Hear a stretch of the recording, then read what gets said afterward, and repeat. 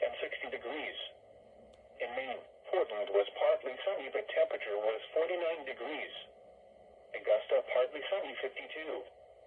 Freiburg, cloudy, 56. In southern New England, Boston was partly sunny and 65. Worcester was mostly sunny and 70.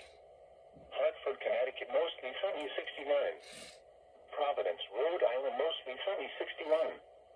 In Albany, New York, it was partly sunny but temperature was 65, and in New York City it was partly sunny and 71 degrees.